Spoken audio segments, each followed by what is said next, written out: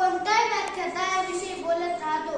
संत महात्म्यांनी आईचं महत्त्व अधिक सांगितलेलं आहे. लेखकांनी कवींनी आईचं तोंड भरून कौतुक केलं आहे. चांगल्या गोष्टीत आईचीच उपमा दिली जाते, पण बापाविषयी कुठेच फारसं बोललेलं जात नाही. काही लोकांनी बाप रेखाटायला पण तोही तापट, व्यसनी, मारहाण करणाराच. चांगली गोष्ट रेखाटताना मला असे म्हणावेसे वाटते, आईकडे अश्रूंचे पाठ असतात पण बापाकडे प्रेमाचे घाट असतात. आईकडे अश्रूंचे पाठ असतात पण बापाकडे प्रेमाचे घाट असतात. आई रडून मोकळी होते पण सांत्वन वडिलांनाच करावं लागतं.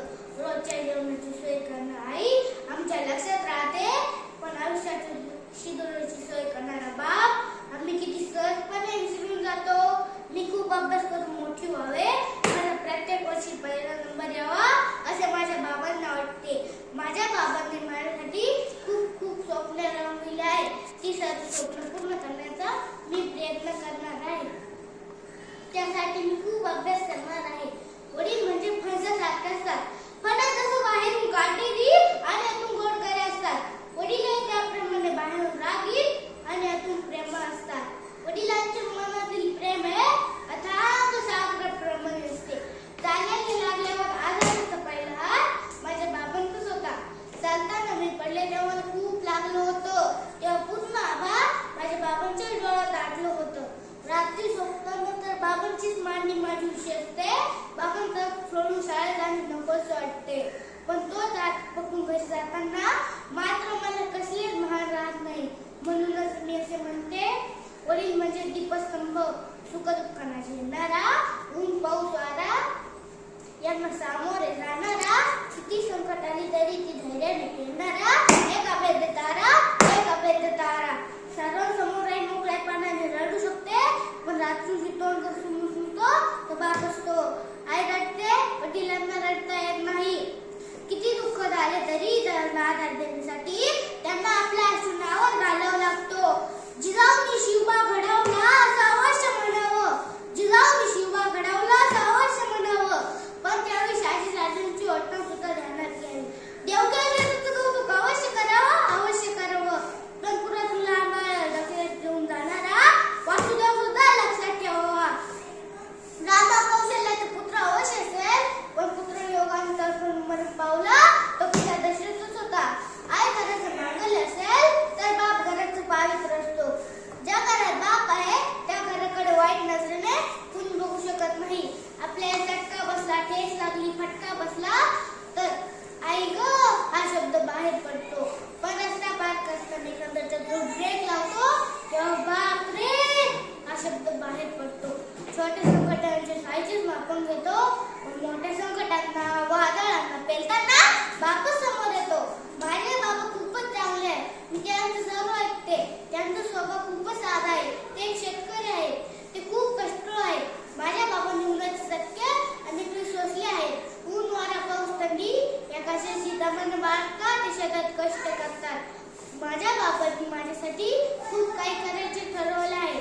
माझ्या बाबांनी माझ्या यशासाठी व भविष्यासाठी ज्या गोष्टी ठरवल्या आहेत ते सत्यात उतरवण्याचा मी प्रयत्न करणार आहे. माझ्या आत्याच्या श्वासापर्यंत मी त्यांना जपणार आहे. म्हातारपणी मी त्यांचा आधार होणार आहे. माझ्या वडिलांवर माझे नितांत प्रेम आहे. बाबांबद्दल मुलांच्या मनामध्ये एक आनंदी भीती दडलेली असते. आई देखील मुलांना त्यांचीच भीती दाखवते, पण मोठी संकटे पेलवून संपूर्ण घराला आधार देत जो प्रौढपणा आलेला असतो त्यामुळे वडिलांमध्ये असं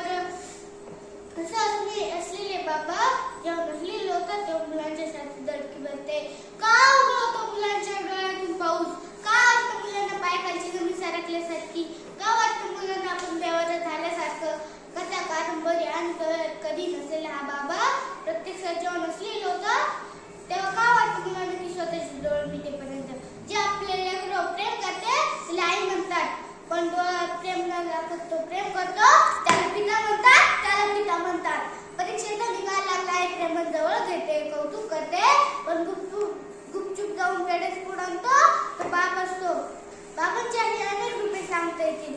मुलांच्या शिक्षणासाठी कष्ट घेणारा बाप, मुलींच्या स्थळासाठी उंबरठे झिजवणारा बाप, घरच्यांच्या इच्छापूर्ती स्वतःचं मन मारून जगणारा बाप, वडिलांचं महत्त्व कोणाला कळतं? लहानपणी वडिलांचं छत्र हरवलेल्या मुलाला असा मुलगा वडिलांच्या आठवणीत म्हणतो. तुमची आठवण मनातून कधीच जाऊ शकली नाही. आज भरलेल्या आभाळाबरोबर डोळ्यात पाणी दाटल्यासारखं वाटलं. बाकी काही नाही, तुमची आठवण आली म्हणून थोडं रडावंसं वाटलं. बाकी काही नाही, तुमची आठवण आली म्हणून थोडं रडावंसं वाटलं. माझ्या वडिलांविषयी मी काय बोलू? मी फक्त एवढंच म्हणेन, वडील म्हणजे समुद्रातलं जहाज असतं, खंबीर राजाचं दुसरं नाव असतं. वडील म्हणजे समुद्रातलं जहाज असतं, खंबीर राजाचं दुसरं नाव असतं. वडील म्हणजे उंबऱ्याचं झाड असतं, लपलेल्या भावनांचं खोड असतं. वडील म्हणजे उंबऱ्याचं झाड असतं, लपलेल्या भावनांचं खोड असतं. वडील या शब्दात संपूर्ण जग सामावलेलं असतं. वडील या शब्दात संपूर्ण जग सामावलेलं असतं. ते सोबत असल्यावर हे जग आपल्या मुठीत आल्यासारखं वाटतं. हे जग आपल्या मुठीत आल्यासारखं वाटतं. धन्यवाद.